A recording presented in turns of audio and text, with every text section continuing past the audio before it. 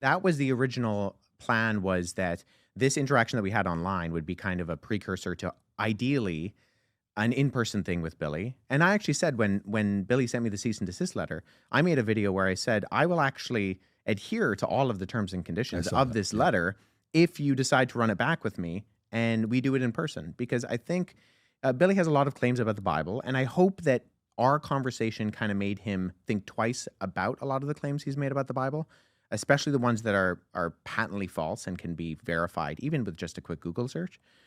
But I think there are still things that Billy has said about the history of Christianity, about biblical languages, that do need to be corrected.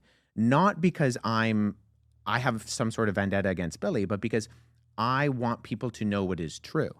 And as someone who has studied this stuff formally and does, read Hebrew and Greek, and I want people to actually know what the reality of what these things concerning the historical reliability and the truthfulness and the verisimilitude of the Bible actually are. My friend Stephen Boyce, who is has a PhD and is brilliant on church history, and I think his PhD research was actually on Gnostic Gospels.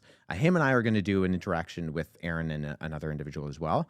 But I mean, off the top of my head, no one necessarily comes to mind, but there are. I mean, the internet is kind of a wild, wild west with this stuff and just claims that are made. I mean, I think it's emblematic in this conversation.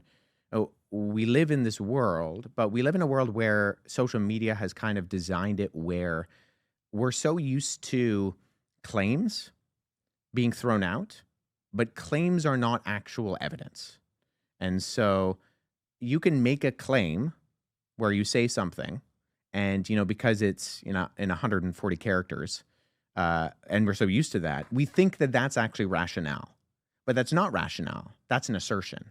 An assertion is kind of like the roof of the building. You don't start building the building Hmm. by the roof. That's the last thing to go on top. The foundation, the walls, everything internal, that's the rationale and the evidence, and then you put the assertion on top.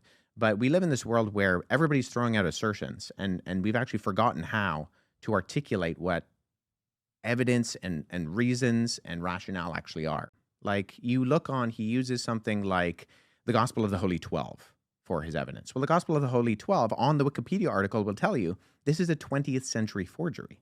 Like, we don't have any evidence before the 20th century. It was designed by a group that was trying to prove that Jesus was a vegetarian. But it's not a historical document.